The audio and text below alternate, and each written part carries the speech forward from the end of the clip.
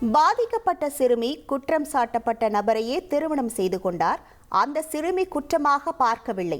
POCSO வழக்கில் குற்றம் சாட்டப்பட்ட நபருக்கு தண்டனை விதிக்க உச்சநீதிமன்றம் தனது சிறப்பு அதிகாரத்தை கொண்டு மறுப்பு தெரிவித்திருக்கிறது.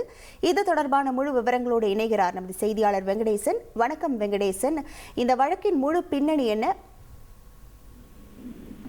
வணக்கம். மைனர் சிறுமியுடன் வல்லுறவு கொண்ட 20 வயது இளைஞரை விடுவித்த கொல்கத்தா உயர்நீதிமன்றம் வளர் இளம் பருவ பெண்கள் பாலியல் வேட்கையை கட்டுப்படுத்த வேண்டும் என்ற யோசனையையும் கடந்த 2023ஆம் ஆண்டு தெரிவித்தது. இந்த தீர்ப்பை தானாக முன்வந்து உச்சநீதிமன்றம் விசாரித்தது. அந்த கருத்தை அண்மையில் ரத்து செய்திருந்தது. இந்நிலையில்தான் இந்த விவகாரத்தில் தற்போது நீதிபதிகள் அபய் எஸ் ஓகா, உஜ்ஜல் பையன் ஆகியோர் அடங்கிய அமர்வு தீர்ப்பு கூறியுள்ளது. அதில் சிறுமியுடன் வல்லுறவானது சட்டத்தின் பார்வையில் குற்றமாகிறது. ஆனால் பாதிக்கப்பட்ட சிறுமி அதை குற்றமாக ஏற்றுக்கொள்ளவில்லை. சமூகம் பாதிக்கப்பட்ட சிறுமியை மதிப்பிட்டது. நீதித்துறைக்கு அச்சிறுமி நீதி அளிக்க தவறிவிட்டது. குடும்பமும் அவரை கைவிட்டது.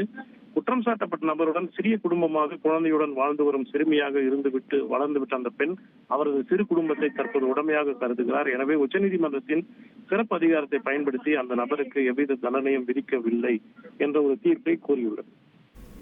உங்கள் முழு விவரங்களுக்கு நன்றி வெங்கடேசன்.